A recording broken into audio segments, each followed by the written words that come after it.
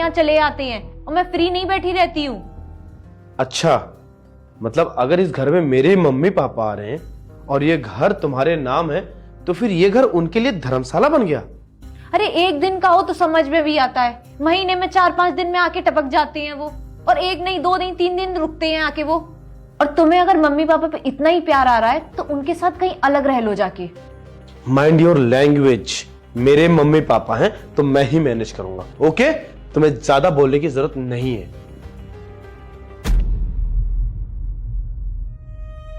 तो मम्मी जी बस मैं इनको इनकी भाषा में यही समझाना चाहता था।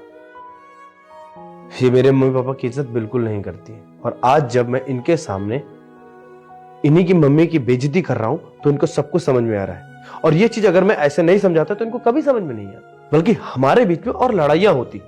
मम्मी जी, मैंने उनको बैठकर कई बार समझाने की कोशिश की, लेकिन नहीं, इनको समझ में नहीं आया।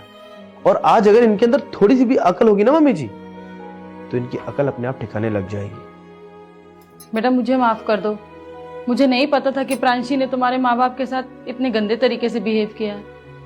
इसकी तरफ से मैं तुमसे माफी मांगती हूँ। नहीं मम्मी जी, आपको माफी मांगने की कोई जरूरत नहीं है। आपकी कोई गलती नहीं है, गलती तो आपकी बेटी की है। प्रांशी, मैंने तुम्हें ऐसे संस्कार तो नहीं दिए थे कि तुम अखी के माँ बाप की इज्जत ना करो। जैसे तुम चाहती हो ना कि अखी तुम्हारी माँ की इज्जत करे, तो बेटा तुमको भी उसकी माँ की इज्जत करनी पड़ेगी।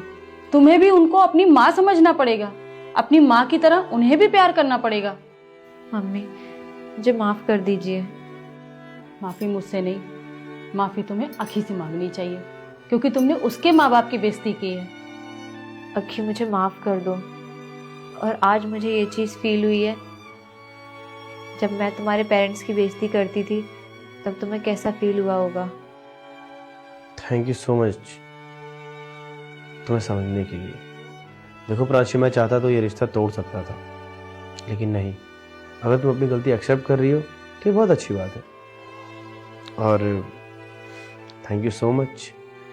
और mummy ji please, I am sorry, मुझे माफ़ कर दीजिए। मैंने आपसे बड़ी बदतमीजी से बात किया, जो कि मेरा इंटेंशन बिल्कुल नहीं था कि मैं आपसे ऐसे बात करूं। तो अखी, आज के बाद मैं वैसे ही तुम्हारे पेरेंट्स की इज्जत करूंगी जैसे मैं अपनी माँ की करती हूँ। मम्मी, आप बहुत देर से खड़ी हैं, आइए ना बैठिए प्लीज़।